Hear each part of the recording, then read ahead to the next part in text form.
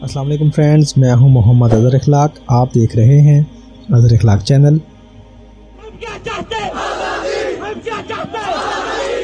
جنوبی ایشیا ہمیشہ سے ہی بیرونی طاقتوں کی نظروں کا محور رہا ہے. اللہ رب العزت نے اس خطے کو جن وسائل سے مالا مال کیا ہے، ان پر ہمیشہ انگریزوں نے حریصانہ نظریں رکھی ہیں، اور اسی دولت کی کشش نے ان کو آج تک اس خطے سے الگ نہیں ہونے دیا.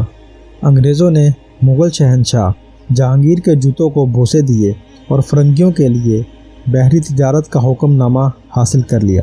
پھر ایسٹ انڈیا کمپنی کے تاجروں نے سود در سود کا کاروبار شروع کیا اور مسلمانوں کی صفوں میں غدار پیدا کیے.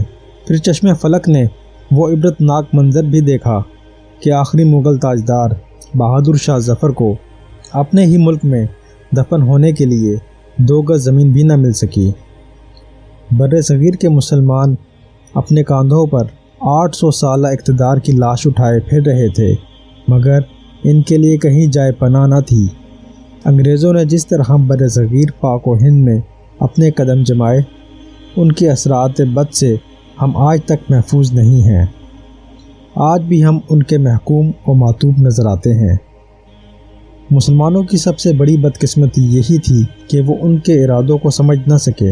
انگریزوں نے جتنی بھی جنگیں لڑیں، وہ شجاعت تو ہنرمندی اور سیاسی تدبر سے نہیں، بلکہ اپنی فطری عیاری و مکاری سے لڑیں.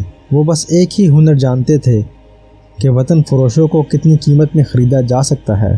انہوں نے تاریخ کے کسی موڑ پر بھی ہمت و بہادری کے جوہر نہیں دکھائے، بلکہ انسان کی فطری کمزوریوں کو پرکھتے ہوئے اپنے آزمودہ نفسیاتی ہتھیاروں سے مسلمانوں کے دلوں اور حوصلوں پر کاری ضربیں لگائیں، ان کے ایمان کو زنگ آلود کیا.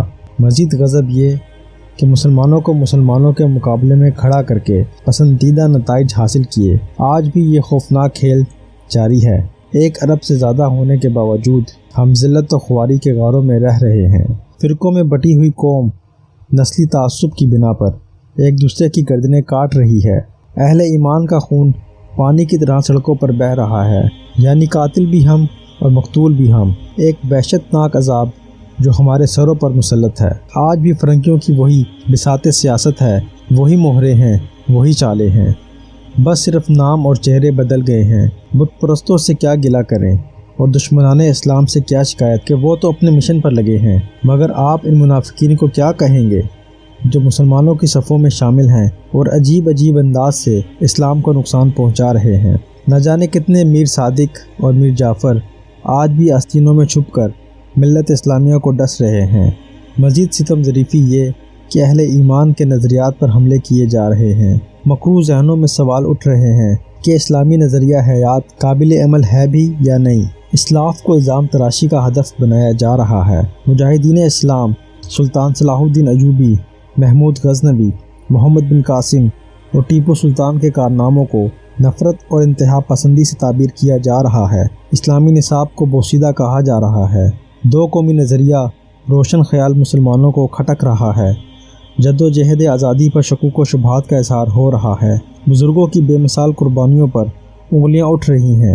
لفظ جہاد، جس سے دشمنان اسلام ہمیشہ خوف زدہ رہتے تھے اور رہیں گے، آج یہ لفظ شدت پسندی کے زمرے میں شمار کیا جا رہا ہے. میری سمجھ میں نہیں آتا کہ انتہا پسندی کی تعبیر و تشریح کرتے وقت اسے اسلام اور مسلمانوں سے کیوں منسوب کیا جاتا ہے، جبکہ اہل زمین جانتے ہیں کہ اس وقت سب سے زیادہ ظلم و ستم کا شکار اہل اسلام ہی ہیں. گردش حالات میں سب سے بڑے معتوب بھی ہم ہی ہیں. سہل پسندی اور بے وفائی کا یہ زہر ہمارے جسم میں اس طرح سرایت کر گیا ہے کہ ہم اپنے آپ کو بھی نہیں پہچانتے. ہم نے تو خدا بیچا، خودی بیچی، زمیں بیچی، وطن بیچا، کہ بازار سیاست میں بزرگوں کا کفن بیچا.